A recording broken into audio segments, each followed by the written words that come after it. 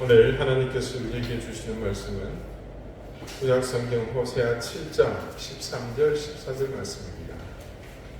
1262쪽입니다.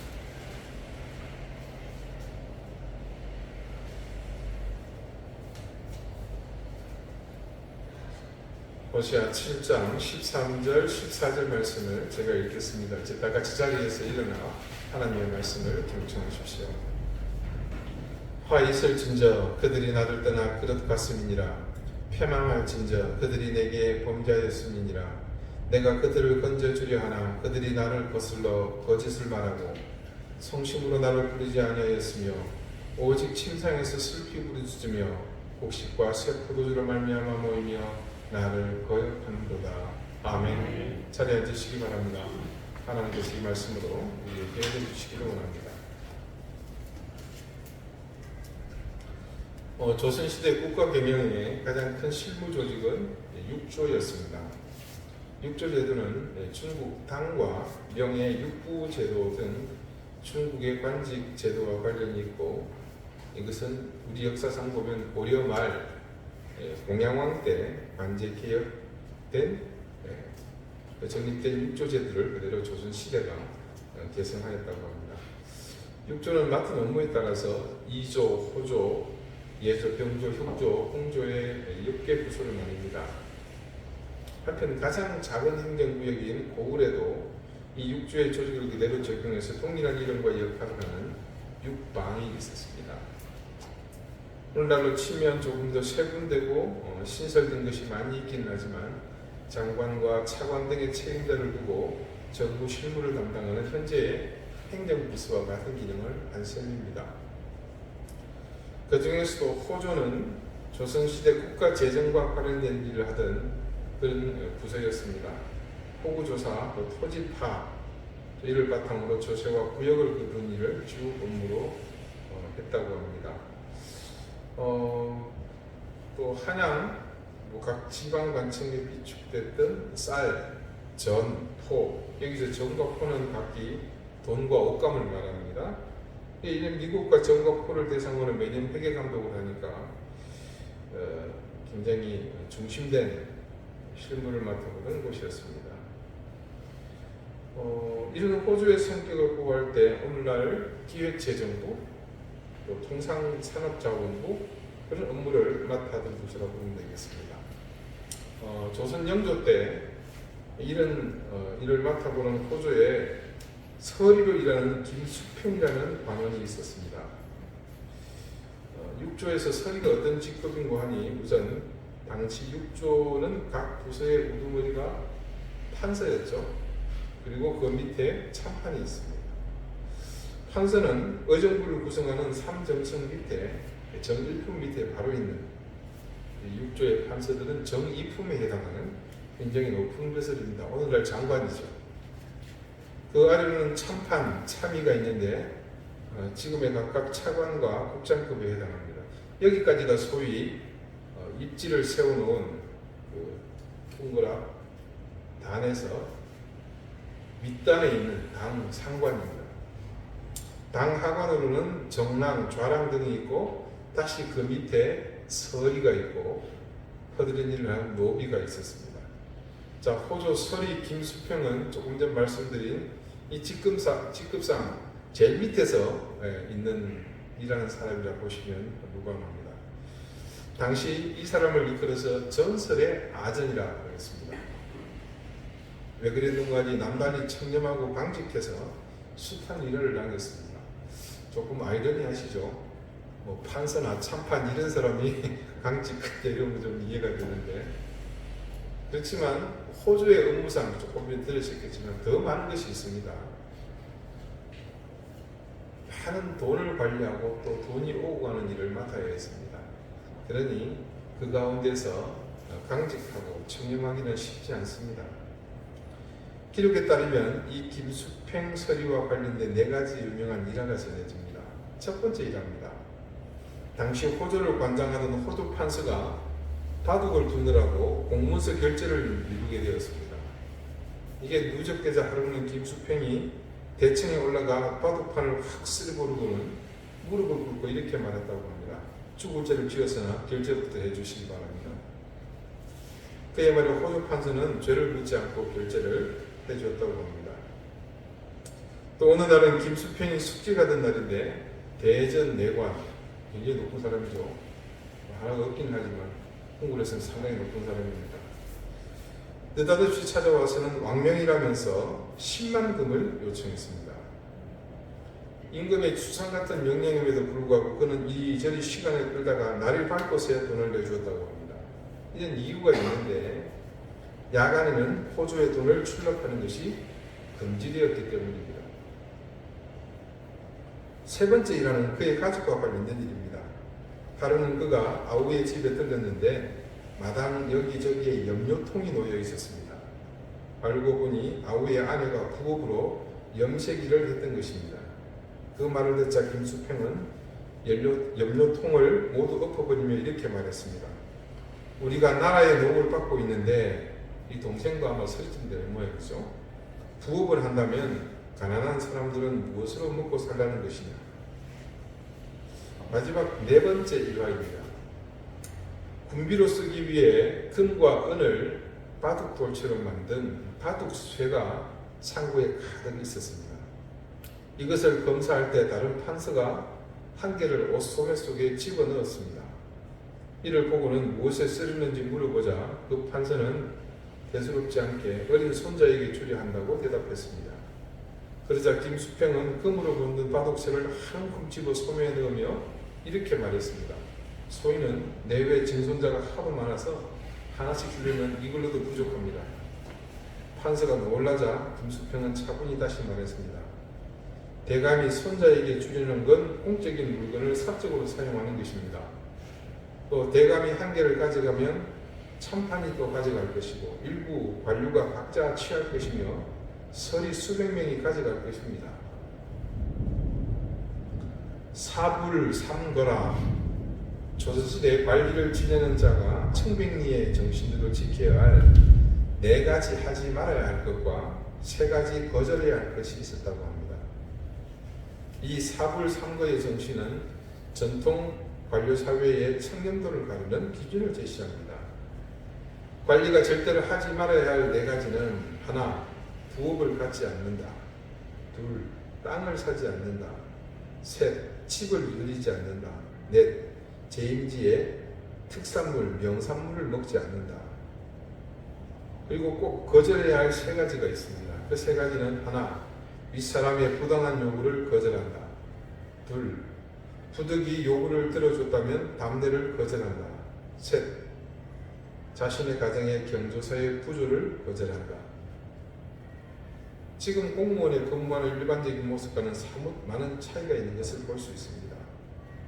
물론 그 당시에 대부분 관원들은 이 사불삼들을 지킨 것은 아니었습니다. 특히나 지방은 관장이 행정과 사법을 통합하여 권한을 행사하는 구조였기에 비리라고 말하자면 지금과는 비교도 안 될 만큼 그 당시는 부패했습니다. 비단 말단 5일뿐이 어땠습니까? 위로 의정부로부터 시작해서 3사와 6조 그 외 모든 곳에서 권력을 이용한 부조리가 얼마나 많았는지 역사는 우리에게 생생하게 증언합니다. 어찌 보면 역사는 우리가 미처 알지도 못하는 아주 낮은 곳에서 때로는 은밀한 곳에서 흔들림 없이 자신의 자리를 지켜온 이 김수평 서리와 같은 무명의 의인들이 만들어 온 것이 아닐까 싶습니다. 성경 말씀 속에도 그런 사람들을 찾아볼 수 있습니다. 이미 여러 차례 여러분에게 말씀에서도 언급했습니다만 예레미야가 예언하던 시대입니다. 이스라엘은 진작에 망했고 이제 남은 유다마저도 바벨론의 칼 앞에 풍전등화의 위기일 때입니다. 하나님이 느닷없이 예레미야에게 명령을 하셨습니다. 예레미야 35장 2절입니다. 너는 레갑 사람들의 집에 가서 그들에게 말하고 그들을 여호와의 집 한 방으로 데려다가 포도주를 마시게 하라 하시니라. 예레미야가 하나님의 명령에 따라서 이 일을 시행합니다. 이에 내가 하바시냐의 손자요 예레미야의 아들인 야사냐와 그의 형제와 그의 모든 아들과 모든 레갑 사람들을 데리고 여호와의 집에 이르러 잇달의 아들 하나님의 사람 하난의 아들들의 방에 들었는데 그 방은 호관들의 방개치요 문을 지키는 살룸의 아들 마세의 방 위더라.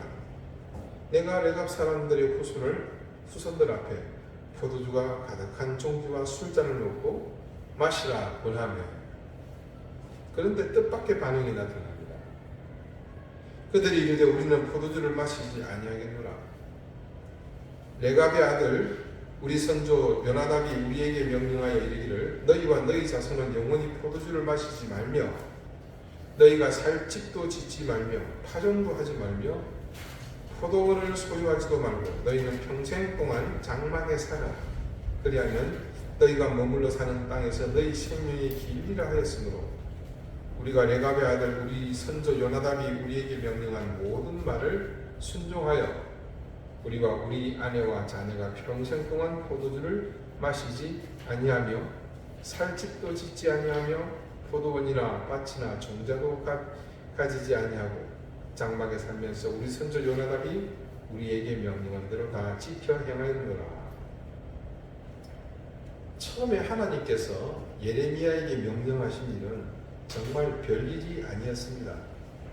그리고 그 일을 통해 예레미야가 기대할 수 있는 일은 사실상 아무것도 없었습니다. 상황에 따라 예레미야는 레갑의 후손들에게 그냥 포도주 대접하는 정도의 그런 내용으로 명령을 이해했을 수도 있습니다. 굉장히 단순한 일이죠. 걔들 불러다가 포도주 대접해라. 그런데 놀랍게도 이들이 포도주 마시기를 거부합니다. 그리고 그 이유가 너무 충격적입니다. 이것이 자신들 가문의 선조, 즉 자신들 가문을 지칭하는 그 사람 레갑의 아들인 요나답의 유언을 지키느라 그렇다는 겁니다. 그 유언이 조금 전에 읽어드린 대로 포도주를 마시지 말라는 것과 더불어 소유를 지양하라는 겁니다. 집도 포도원도 심지어 파종도 하지 말며 평생을 장막에 살라는 겁니다. 여러분 이런 조상이 있다 그러면 어떨 것 같습니까? 우리가 뭐 제사를 안 지낸다고 제사밥이라도 얻어 먹겠습니까? 그래서 예레미야가 이들에게 와서 포도주를 보냈을 때 이런 조상의 유언에 반하는 것이었기 때문에 이들은 예레미야의 포도주를 거절한 것입니다. 이 레갑 자손은 본디 애국 인근에 살았던 사람들입니다. 출애굽할 때 엄청나게 많은 사람들이 확 빠져나가니까 뭐 볼 거 있나 구경 나왔다가 도망간다 그러니까 얼떨결에 묻어서 함께 이 가나안으로 온 겁니다. 이들은 혈통이 이곳 가나안 본토인도 아니고 더군다나 유대인은 더욱 아니었습니다. 어찌되었건 이 레갑 자손은 남의 땅에 그것도 그 땅을 지배하는 민족이 아닌 이방 민족으로 곁다리로 끼어 함께 사는 사람들이었습니다. 그래서 레갑의 아들인 요나답이 타국에서 이방인의 처지로 살아남을 수 있는 아주 현명한 방법을 후손에게 일러준 것으로 판단이 됩니다. 한번 생각해 봅시다. 이들은 따지고 보면 굴러 들어온 돌이잖아요. 근데 이곳에서 자리 잡고 떵떵거리며 남부럽지 않게 살아보십시오. 당연히 눈이나게 마련이죠. 자, 우리도 과거 역사 가운데 그런 경험이 한 번 있었죠. 유독 전 세계 가운데 화교들이 길을 못 쓰는 나라가 우리나라 아닙니까? 네. 과거 박정희 정권 때 그들에 대한 가혹한 조치가 있었죠. 그 사람들이 그냥 대충 살고 있으면 괜찮습니다. 자기들이 모여서 그렇게 부를 이루고 하니까 당연히 눈에 날 수밖에 없었던 거죠. 자, 그래서 이렇게 소유를 최소화하면서 포도주까지 마시지 않으므로 자신들의 명맥을 유지하고 있었던 셈입니다. 하나님께서 굳이 이 레갑의 자손들을 예레미야에게 소개하신 목적이 어디에 있을까요? 우리는 그들의 행적이 보여주는 모습을 통해 하나님의 의도를 충분히 짐작할 수 있습니다. 하나님이 너무 사랑하셔서 그렇게 선택한 이 민족은 하나님의 명령을 헌신짝 버리듯 그렇게 자기 편한 길로 갔지만 이토록 미미한 존재감마저 느껴지지 않는 그런 레갑의 자손들은 조상의 이렇게 작은 유전까지도 자신의 삶을 다해 지키고 있었습니다. 그래서 하나님은 그들을 대면한 예레미야를 향해서 이렇게 말씀하십니다. 당신이 레갑의 아들 요나답이 그의 자손에게 포도주를 마시지 말라 한 그 명령은 실행되도다. 그들은 그 선조의 명령을 순종하여 오늘까지 마시지 아니하거늘 내가 너희에게 말하고 끊임없이 말하여도 너희는 내게 순종하지 아니하는도다. 레갑의 아들 요나답의 자손은 그의 선조가 그들에게 명령한 그 명령을 지켜 행하나니 이 백성은 내게 순종하지 아니하는도다. 그리고 온통 징계와 진노로 도배된 선지자의 예언 가운데 유일하게 하나님이 큰 은혜를 약속하시는 말씀을 이 족속들에게 예레미야를 통해 선포하십니다. 예레미야가 레갑 사람의 가문에게 이르되 만군의 여호와 이스라엘의 하나님께서 이와 같이 말씀하시기를 너희가 너희 선조 요나답의 명령을 순종하여 그의 모든 규율을 지키며 그가 너희에게 명령한 것을 행하였도다. 그러므로 만군의 여호와 이스라엘의 하나님께서 이와 같이 말씀하시니라 레갑의 아들 요나답에게서 내 앞에 설 사람이 영원히 끊어지지 아니하리라 하시니라. 영원히 끊어지지 아니하리라 하시니라. 돈 주겠다, 권력을 주겠다, 그것과 비교할 수 없는 것이지. 오늘 본문의 말씀은 하나님께서 이스라엘 백성이 하나님을 떠나 그릇 갔음으로 인해 진노하고 계신 모습으로 시작합니다. 전설의 아전 김수평이나 이 레갑 자손들과는 반대의 삶을 산 이스라엘을 향한 말씀입니다.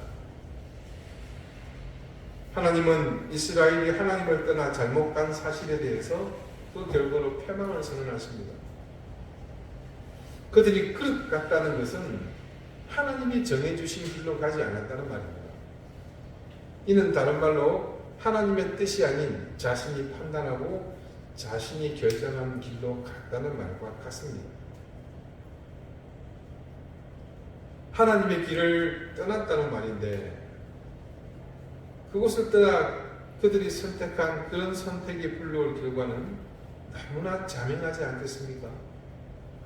그 다음에 말씀들을 보십시오. 어디 한마디라도 좋은 말이 있습니까? 하나님을 떠나 그릇 나간 인생이 종국에는 패망할 것인데 그릇 나간 인생의 병리 현상들이 연속해서 나타납니다.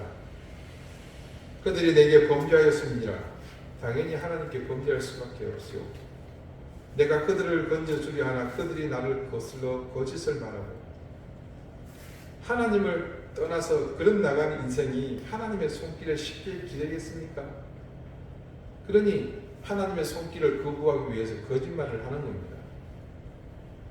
성심으로 나를 부르지 아니하였으며 당연한 결과입니다. 이제껏 안 불렀는데 세상 뭔 바람이 불었다고 하나님을 찾겠습니까? 오직 침상에서 슬피 부르짖으며 곡식과 새 포도주로 말미암아 모이며 하나님 때문에 모이는 게 아니랍니다. 나를 거역하는구나. 호세아가 예언했던 그 시대의 그 모습이 모두 이처럼 하나님을 떠나 그릇 같던 인생이 보일 수 있는 전형적인 모습을 그대로 예언하고 있습니다. 이스라엘의 멸망이 얼마나 깊은 뿌리에서부터인지 그리고 그 가운데 담긴 하나님의 회한이 얼마나 큰 것인지 또한 오늘 말씀은 우리에게 그 사실을 증언합니다. 여러분, 앞서서도 말씀드렸습니다만 우리는 유한한 존재입니다. 그리고 근본에는 죄를 안고 태어났습니다. 그래서 이 한계를 극복하기 위해서는 하나님의 절대적인 사랑이 필요합니다. 자, 이 한계를 극복하기 위한 하나님의 절대적인 사랑, 여러분 그게 무엇 것 같습니까? 저와 세신자만 공부를 함께 했던 분들은 기억을 떠올려 보십시오. 그것은 바로 복이었죠. 자, 복의 정의를 한번 상기해 봅시다. 복을 정의할 때 아주 특이한 정의 한 가지 기억하시죠? 복은 하나님의 애프터 서비스다. 자동차를 샀습니다. 요즘은 모든 자동차의 메이커가 예외 없이 서비스 센터를 운영하고 있습니다. 자사 제품 자동차가 만약에 길거리에서 고장나서 멈췄는데 수리 안 하고 즉각 안 하고 하루 이틀 있다고 한번 생각해 보십시오. 그걸 본 사람이라면 누구나 예외 없이 그 메이커의 자동차 안 살라 그럴 겁니다. 애프터 서비스라는 것은 자사의 제품이 정상적인 기능을 할 수 있도록 사후 조치를 하는 겁니다. 즉, 그 제품이 가진 기능이 최대한 발휘되도록 하는 데 목적이 있죠. 자, 어떤 사람이 돈이 좀 있어서 전 세계적으로 서비스가 가장 좋다는 메이커의 최고급 자동차를 구매했습니다. 그런데 이 사람은 그 비싼 차를 구매한 목적이 자동차를 타고 다니면서 어깨에 힘 좀 주려고 하는 그런 의도가 아니라 그 회사의 애프터 서비스가 너무 좋다는 얘기를 듣고 산 겁니다. 그리고 구매한 그 다음 날부터 매일 서비스 센터에 자동차를 몰고 출근합니다. 처음 며칠은 모든 직원이 굉장한 고가의 자사 최상의 모델을 끌고 센터를 찾으신 그 고객님께 열일히 환영을 하죠. 두 손을 들고 손바닥을 반짝반짝하면서 고객님 어서 오십시오. 고객 대기실, 그것도 일반실이 아니라 VIP 룸으로 안내받아서 최고급 소파에 앉습니다. 조금 있으니까 직원이 음료도 갖다 주고 과일도 갖다 주고 신문도 갖다 줍니다. 이 고객님 아주 대만족입니다. 그래, 바로 이거야. 내가 이런 서비스 받으려고 이 차를 샀단 말이야. 이 얼마나 탁월한 선택이냐. 그래서 매일 아침 밥만 먹으면 부인의 만류에도 불구하고, 이 부분이 중요합니다. 부인의 만류에도 불구하고 서비스 센터를 찾습니다. 어떻게 될 것 같습니까? 네. 한 사흘날 길어야 일주일은 환영을 받을지 모르겠지만 얼마 안 가서 진상 손님 되는 겁니다. 그냥 블랙 컨슈머, 블랙 리스트에 리스트 되는 겁니다. 얼마나 어리석은 사람입니까? 자동차는 열심히 달리는 본연의 임무가 있습니다. 그런데 지금 그런 본래의 목적은 아랑곳하지 않고 서비스 센터에 매일 출근한다면 이 얼마나 한심하고 등신 같은 행동이겠습니까? 자, 이 예를 든 이유를 강의를 들었던 분들은 이해하실 겁니다. 인간에게 복이 왜 하나님의 애프터 서비스인지 바른 이해를 목적으로 이 예를 들었던 거죠. 인간은 하나님의 피조물입니다. 다른 말로 하나님께서 만드신 아주 우수한 타의 비교를 불허하는 제품입니다. 그러나 그 제품이 스스로 하자를 만들었죠. 굉장히 특이한 보고인데요. 그 제품이 제작자보다 더 잘났다고 믿고는 제작자처럼 데리고 간 거죠. 그 결과 치명적인 화자가, 결함이 태생적으로 발생하게 되었습니다. 자, 하나님의 복은 바로 이 문제에서부터 시작됩니다. 그렇게 한계를 가지게 된 결함투성이의 인간이 인간다운 삶을 제대로 살 수 있도록 도와주시는 것이 하나님의 복입니다. 즉, 저와 여러분이 사람답게 살도록 만들어주시는 일체가 바로 복이라는 말입니다. 그렇다면 우리는 기복주의를 쉽게 이해할 수 있습니다. 기복주의란 우리가 인생을 사는 것이 비싼 외제 최고급 자동차를 산 뒤에 매일 서비스 센터에 출근하는 그 진상 손님, 블랙리스트된 그 사람의 삶과 똑같이 자기 인생을 서비스 센터에 갖추는 것과 가두는 것과 다를 바가 없다는 의미입니다.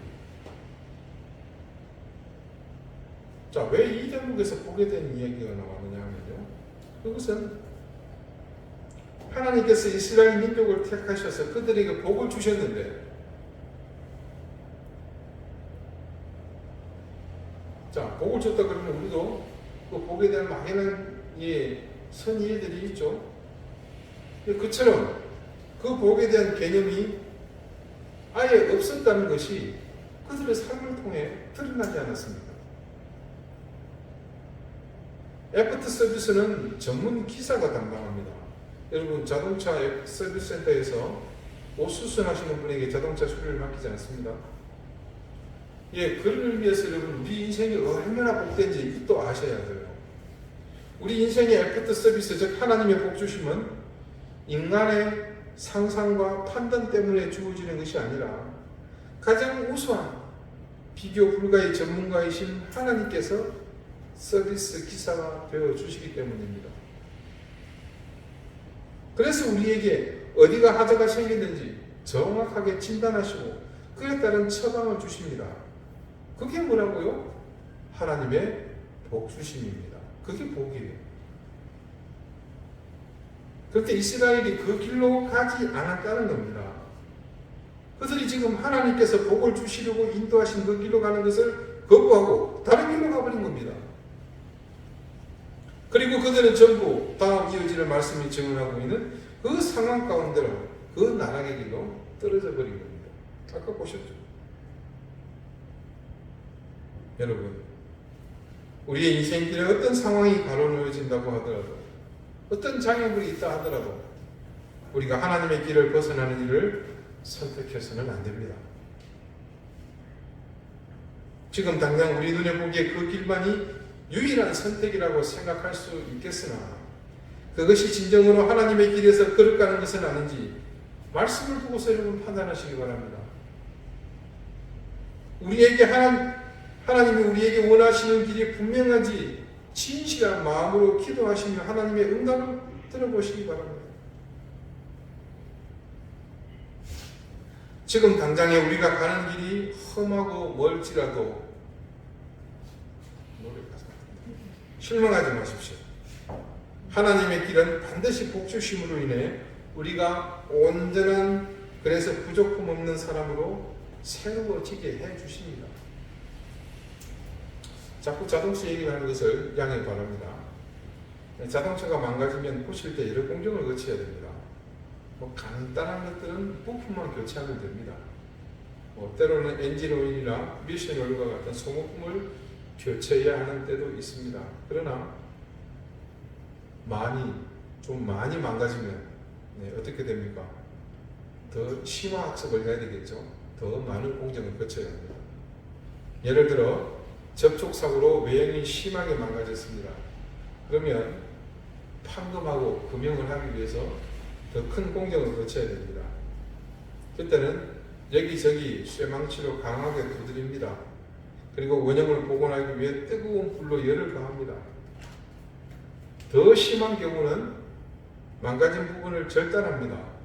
그리고 그 부분에 다시 정상적인 외형을 가진 차체의 부분을 가져와서 용접합니다. 용접한 부분은 표면이 고르도록 다시 그라인더로 갈아서 처음과 똑같은 표면이 되도록 연마합니다. 그런 다음 열 처리를 하고 도색을 합니다. 그러고 나면 정말 감쪽 같습니다. 새차 같아요. 우리도 마찬가지입니다. 하나님이 우리에게 복을 주신다는 것은 그냥 우리가 원하는 재물을 마음껏 주시는 것을 말하지 않습니다. 내가 바라는 권력을 얻는 것도 아니며 무한대의 힘을 얻는 것도 아닙니다. 그것은 단지 부족한 우리의 결함으로 인해 생긴 탐욕의 대상들일 뿐입니다. 하나님의 진정한 복이 우리 가운데 임할 때는 자동차를 수리하듯이 우리 가운데 오래되어 찢은 오일을 교체하듯 우리 삶에 고착된 오랜 습관을 버리게 하십니다. 내 마음대로 사는 것이 익숙해서 하나님이 처음 만드실 때의 모양과 달리 이리저리 찌그러진 우리의 삶의 외형들을 바꾸는 일에서부터 시작합니다. 뜨거운 열을 가해서 휘고 찌그러진 모양이, 망가진 외형이 부들부들해져서 원래의 모습을 찾게 했습니다. 황금하듯 우리 인생의 곳곳에 덕지덕지 붙어있는 불순물들을 쇠망치로 두드려서 떨어내십니다. 썩고 골마서 제 기능을 하지 못하는 부분을 절단해내고 그 부분에 새로운 외형을 부착시키십니다. 이런 일련의 과정은 전부 우리에게 그저 달콤한 봄바람이 불듯이 마냥 핑크빛 무드 속에서 이루어지지 않습니다. 앞서 본 것처럼 이런 힘든 과정을 통해서 오로지 우리가 하나님의 자녀로 아무 결함 없이 살 수 있도록, 무엇보다도 온전히 하나님의 자녀답게 살 수 있도록 우리를 만드십니다. 과정이 힘들고 고통스러울지는 모르지만 그 끝은 반드시 하나님이 의도하신 온전하고 복된 모습으로의 회개가 일어납니다. 여러분, 명심합시다. 하나님은 우리를 누구보다 사랑하시는 분이십니다. 우리를 지극히 사랑하시는 하나님은 우리에게 가장 큰 복을 주시기 원하십니다. 하나님이 우리에게 주시기 원하시는 복은 바로 지금 이스라엘이 선택한 그릇 가는 길이 아니라 우리를 하나님의 자녀로 온전하게 살게 하시는 하나님의 복 주실 바로 그 길을 향해서만 나가는 것입니다. 패망의 메시지를 듣고 있는 그들, 하나님께 범죄하고 구원을 주시려는 하나님께 거짓말하고 부르짖지도 않는 그런 인생이 가고 말았던 그 길을 보면서 저는 여러분이 하나님의 길만을 올곧게 가겠다고 굳게 다짐하시기를 바랍니다. 기도드리시겠습니다. 하나님을 떠나 그릇 가는 길이 그 종착지가 어딘지 오늘 우리는 정확하게 알았습니다. 우리는 그 길에서는 어리석은 인생이 되지 않게 하시고 우리에게 가장 큰 사랑을 통해 복 주시기 원하시는 하나님의 길에 굳건히 서게 해 주십시오. 복의 길이 결코 무함정의 안락과 무적행의 돈주머니, 무한한 힘을 얻는 것이 아니라 수많은 과정을 통해 우리를 하나님의 온전한 자녀로 회복시키시는 하나님의 손길임을 더욱 굳건히 믿으며 오늘 우리의 인생에 하나님의 자녀로 살기를 다짐하며 겪는 모든 혼란과 고난을 더욱 감사하며 기뻐하는 우리가 되게 해 주십시오. 예수 그리스도 이름으로 기도드립니다. 아멘.